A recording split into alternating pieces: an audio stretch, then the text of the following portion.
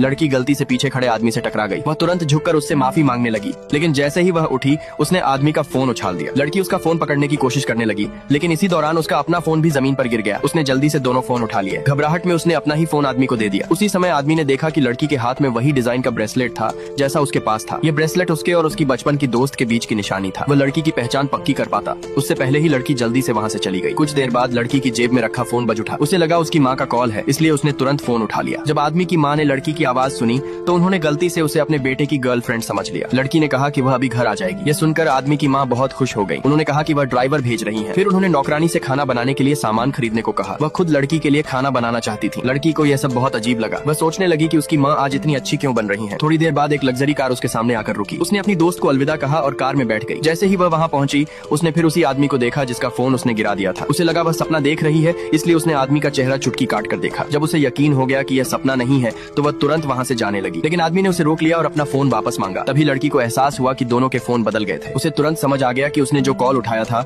वह आदमी की माँ का था। आदमी ने जानबूझकर लड़की का फोन ऊपर उठा लिया और कहा कि उसे उसकी एक शर्त माननी होगी। दोनों फोन को लेकर झगड़ने लगे। तभी आदमी की माँ ने उन्हें अंदर आकर खाना खाने के लिए बुलाया। अपनी माँ को निराश नहीं करना चाहता था, इसलिए आदमी ने लड़की से थोड़ी देर के लिए अपनी गर्लफ्रेंड बनने को कहा। क्योंकि आदमी के पास उसका फोन था, लड़की के पास मानने के अलावा कोई और रास्ता नहीं था। लड़की को आदमी की माँ के हाथ का खाना बहुत पसंद आया, लेकिन दोनों फिर से फोन को लेकर झगड़ने लगे। माँ ने आदमी से कहा कि वह लड़की को परेशान न करे। ये सुनकर लड़की को काफी अच्छा लगा। उस रात जब लड़की घर पहुंची तो उसकी मुलाकात अपनी माँ से हुई। उसकी माँ जानती थी कि उसकी गर्दन में दर्द रहता है, इसलिए उन्होंने डॉक्टर का अपॉइंटमेंट तय कर दिया था। अगले दिन लड़की अपनी दोस्त को साथ लेकर अस्पताल गई, लेकिन जैसे ही वह अंदर पहुंची उसने देखा कि एक नर्स डॉक्टर को 10 सेंटीमीटर लंबी सुई दे रही थी। जब उसे पता चला कि वह सुई उसकी गर्दन के इलाज के लिए है तो वह बहुत डर गई। वह तुरंत अपनी दोस्त के साथ वहाँ से भागना चाहती थी, लेकिन डॉक्टर ने उसे रोक लिया। लड़की ने झूठ बोला कि उसकी गर्दन अब ठीक हो चुकी है, लेकिन तभी उसने गलती से अपनी गर्दन फिर मोड़ ली। डॉक्टर ने उसकी गर्दन जांचने के बाद कहा, तुम्हारी हालत काफी गंभीर है, तुम्हें हर हफ्ते चेकअप के लिए आना पड़ेगा। जैसे ही लड़की वहाँ से जाने लगी उसकी नजर अचानक डॉक्टर के नेम टैग पर पड़ी। तभी उसे एहसास हुआ कि यह डॉक्टर वही आदमी था जिससे उसकी मुलाकात कल हुई थी।